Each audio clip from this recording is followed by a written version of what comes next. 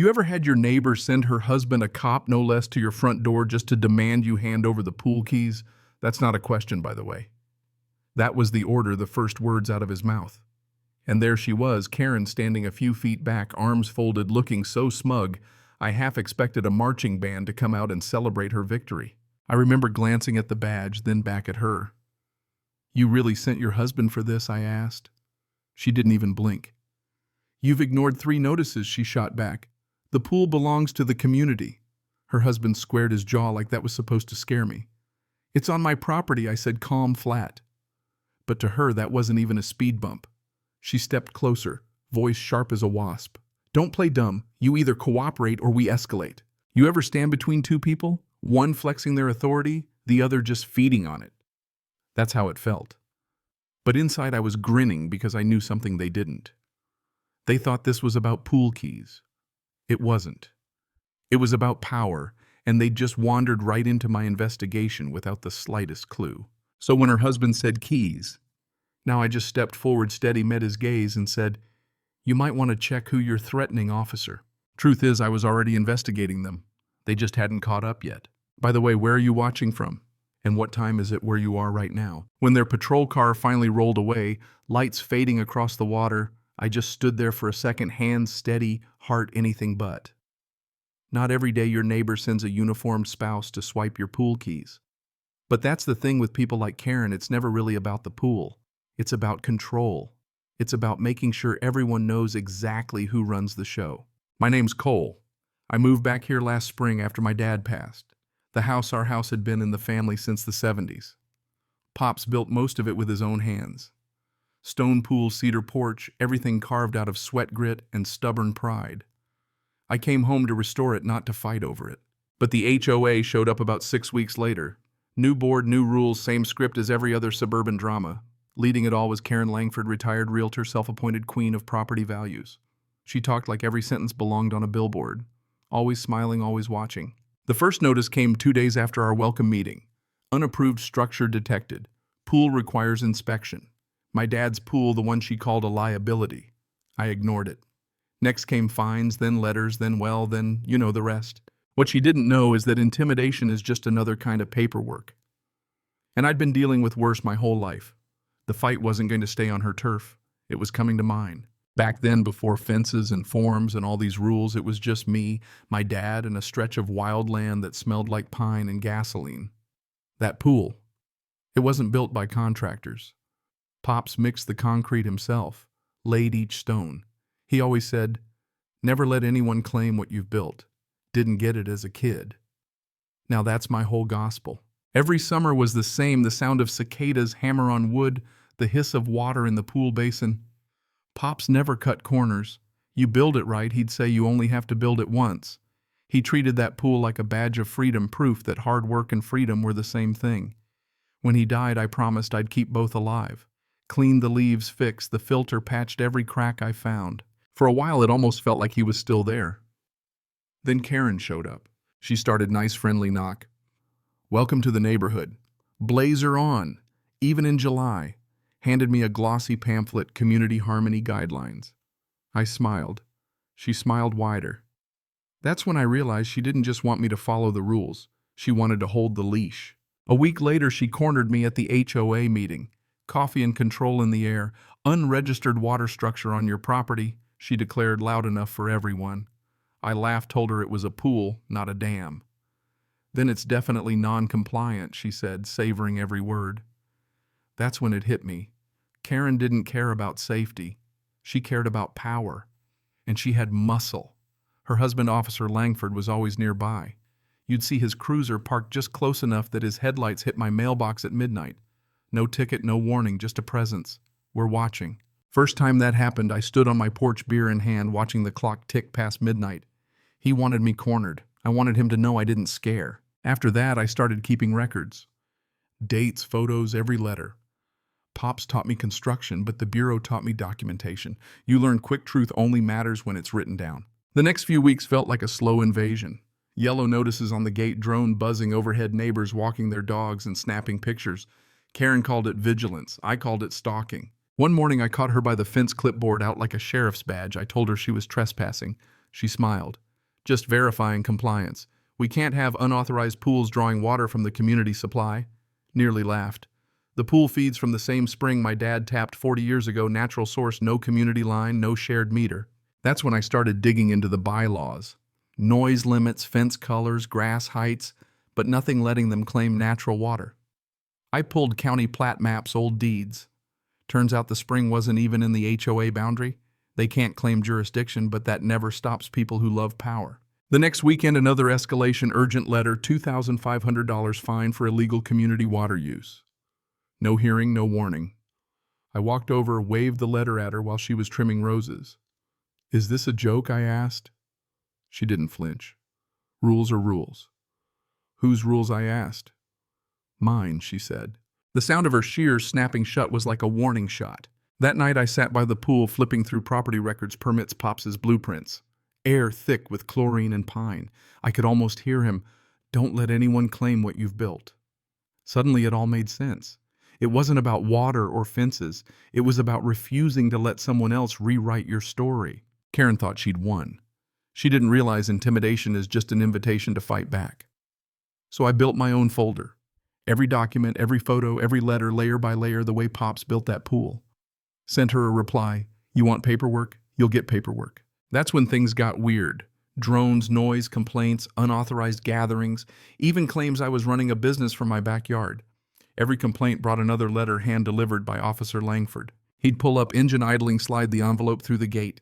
Never a word, just that stare. Sometimes I'd hear Karen's golf cart whirring nearby, watching. Her silence said, "I own this neighborhood." I tried to talk it out. She brushed me off. "Talk to the board." She walked away, leaving nothing but her perfume and the sting of every fake smile. That's when it clicked. This was a campaign inch by inch meant to wear me down. It worked on others. One neighbor moved after a hose violation. Another was written up for having too many guests. Karen didn't enforce rules. She enforced fear. So I stopped reacting and started watching. Filmed the drones, logged every letter. Late one night, I read the HOA financials, public but ignored by most. There it was, pool maintenance fund. Thousands marked as operational costs. No contractor names, no permits, just one signature, Officer Langford. This wasn't just about control. It was about corruption. Now, I wasn't just defending my pool, I was building a case. Started recording every visit, clipped on a mic, set up extra cameras, motion sensors, just collecting proof, not drama. Then the visits stopped. Silence, never a good sign. Next, HOA meeting. Karen tried to put on a show. She announced officers can enforce community rules at any time. Langford stood in the back, arms folded, still in uniform, his badge just a prop. Afterward, I told her quietly, "You should really consider selling." She smiled. "These things get exhausting." I left before I said what I wanted to say. Mail started arriving, half opened. Trash cans tipped. Bright orange violations on my truck. My name painted right on the door. I kept documenting. They weaponized everything I fixed. Karen called it compliance management. I called it harassment. The worst part, neighbors acted like it was normal. Fear has a way of spreading one weed at a time. But late one night, I caught Langford's cruiser parked again, this time just watching the pool. Not on duty, I found out, using his uniform to intimidate. That's not just unethical, that's abuse of authority. I almost walked away. Looked up listings one night, thought about quitting. But I stepped outside, saw the pool glimmering, heard Pops' voice. "You only lose what you hand over. I'm not built to run." Karen tried one last move, a cease and desist taped to my door. Claimed my pool was community property. Signed not by her but by her husband, acting as enforcement liaison. Not even a real title. I laughed. Not the happy kind. The kind you make when disbelief collides with rage. The county told me the HOA filed no official complaint. Translation: bluff. But a dangerous one backed by a badge. I organized my files. Drone footage, letters, notes, timestamps. Next day, Karen rolled up in her golf cart, arms crossed. Failure to comply will escalate matters. I told her, "You've escalated enough." She smirked, drove off, thinking she'd won. She had no idea what was coming. I drove straight to the county office, no coffee, no small talk, just determination. Asked for historic plats and environmental filings. There it was, my property line, spring outside the HOA boundary, federally protected. Pops had filed for a watershed permit in '79. That meant federal jurisdiction. No HOA, no local board could touch it. Called up a contact from my old bureau days, Miller, now in environmental crimes. Sent him what I had. That night I built a folder labeled Evidence. HOA interference, fake maintenance contracts, Karen's fake legal threats. A few days later, Miller called back. This looks dirty. We'll do a surface check. Sometimes all it takes is a whisper of authority to make corruption panic. Started building quiet alliances. Linda, the HOA treasurer, worn down from months of this. She handed me a stack of invoices, fake companies, ghost repairs. That was Tuesday for them. Another neighbor, Tom Willis, retired city planner, helped me spot where Karen doctored maps literally drew new HOA lines beyond legal limits. Evidence grew: financial manipulation, false insurance signatures on every check. By now, even the neighbors could smell the smoke. Karen started slipping flyers on mailboxes with my address: non-compliant resident.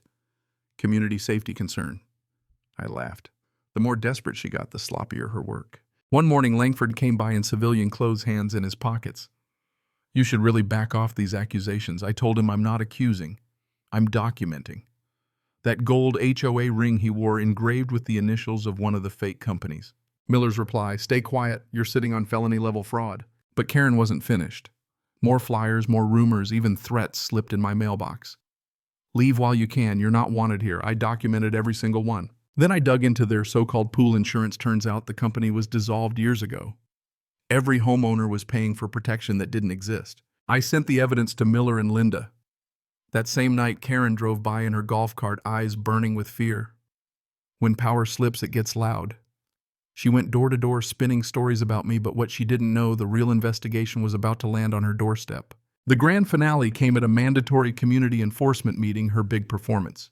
But this time, I wore a wire. Miller's team parked down the street waiting.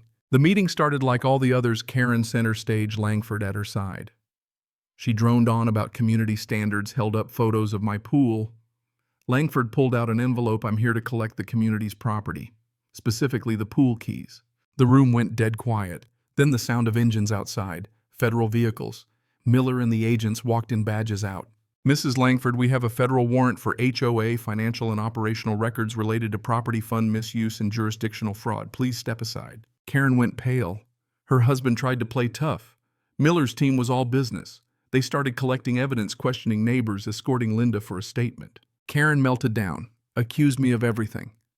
Miller just listed her crimes: falsified invoices, ghost companies, expired insurance, and her husband's name on every check. The neighbors watched, stunned. Some whispered, about time. Others just stared. They led Langford out first. No cuffs, just shame.